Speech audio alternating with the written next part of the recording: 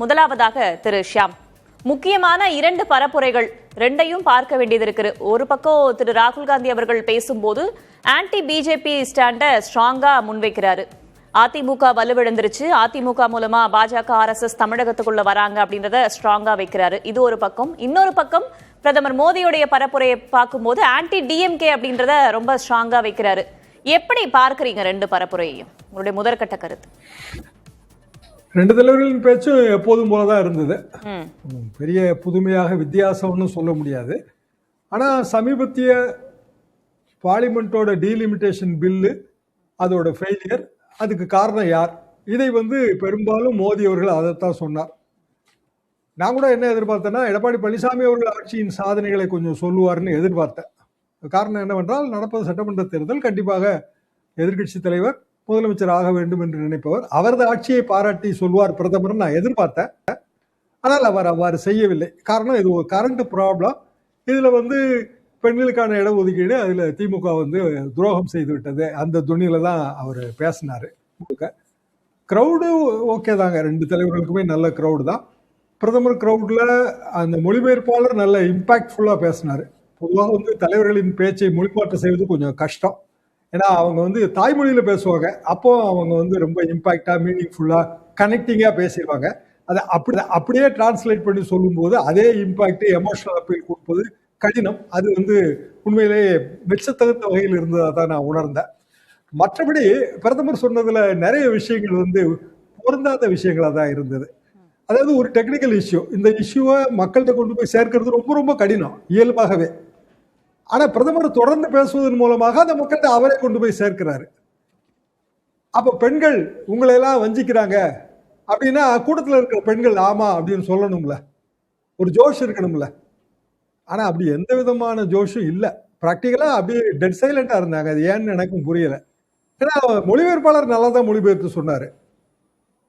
அப்போ எந்த இடத்துல அந்த கனெக்ஷன் மிஸ் ஆகுது, பெண்களே அதை நம்பலையா, இப்படியான கேள்விகள் எனக்கு வந்துச்சு. ராகுல் காந்தி கூட்டத்தில் அந்த பார்ட்டிசிபேஷன் ரொம்ப நல்லா இருந்ததா நான் ஃபீல் பண்ணேன். அப்புறம் திமுக எதிர்ப்பு வாக்கு வங்கி, திமுக எதிர்ப்பு வாக்கு வங்கி பிளவுபடுத்தும் போது அது திருப்பி சீமான் வாக்கு வங்கியை பிளவுபடுத்துவது, விஜய் வாக்கு வங்கியை பிளவுபடுத்துவது அப்படித்தானே போய் முடியும்.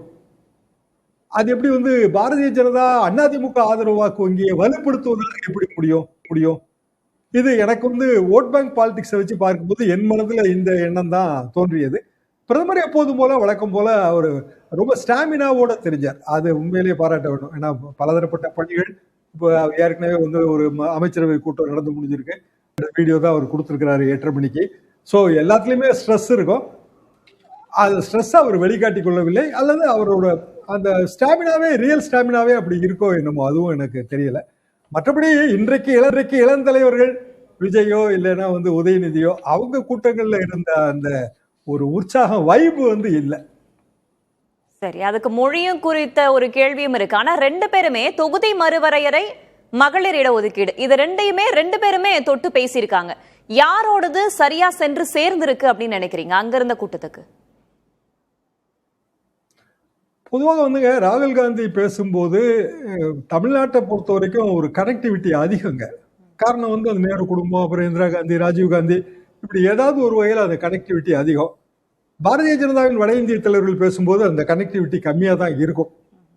இன்னும் சொல்லப்படாது, பாரதிய ஜனதாக்கான வாக்கு வங்கி, அதுக்கு எதிரான வாக்கு வங்கி இங்கே அதிகமாக இருக்கும். தமிழ்நாடு அப்படியான ஒரு மாநிலம். அப்போ இடஒதுக்கீடு, பெண்களுக்கான இடஒதுக்கீடுனா இயல்பான கேள்விகளுக்கு பிரதமர் விடையளிக்கல. 2023 கொண்டு வந்த சட்டம் தானே, இன்னும் தேதி வரைக்கும் பாரதிய ஜனதா அரசு தானே இருக்கு. அப்பவே அதை அமல்படுத்தி இருக்கலாம். அதுல ஒண்ணு யாருமே அதை தடை சொல்லவே இல்லையே. எதுக்கு பார்லிமெண்ட் இடத்தை கூட்டித்தான் அமல்படுத்தணும் அப்படிங்கிற நிலைப்பாடை எதுக்கு எடுக்கணும்?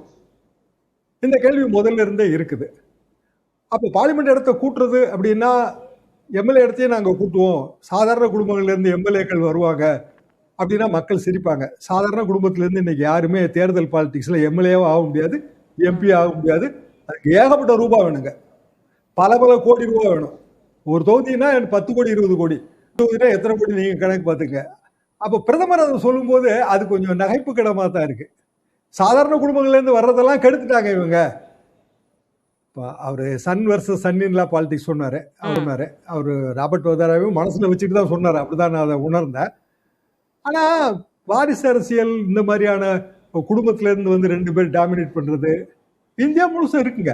ஏன்னா பிரதமர் குடும்பத்துல இல்லாம இருக்கலாம். ஆனா பாரதிய ஜனதா கட்சியில எத்தனை குடும்பங்கள் நம்ம பார்க்கிறோம். அதெல்லாம் வந்து தமிழ்நாட்டு மக்களுக்கோ இல்ல even for that matter west Bengal இதை பேசினாலும் பெரிய அளவுக்கு எப்படி எடுபடும். அங்கேயும் வந்து சரி ஒரு மறுமன் பாலிடிக்ஸ் இருக்கதான் செய்யுது, வெஸ்ட் பெங்கால் இருக்கதான் செய்யுது. இப்படி வந்து அது பொருந்தாத உதாரணங்கள் நிறைய தெரிஞ்சுது. சரி, நம்ம தொடர்ந்து பேசலாம் திரு ஷியாம்.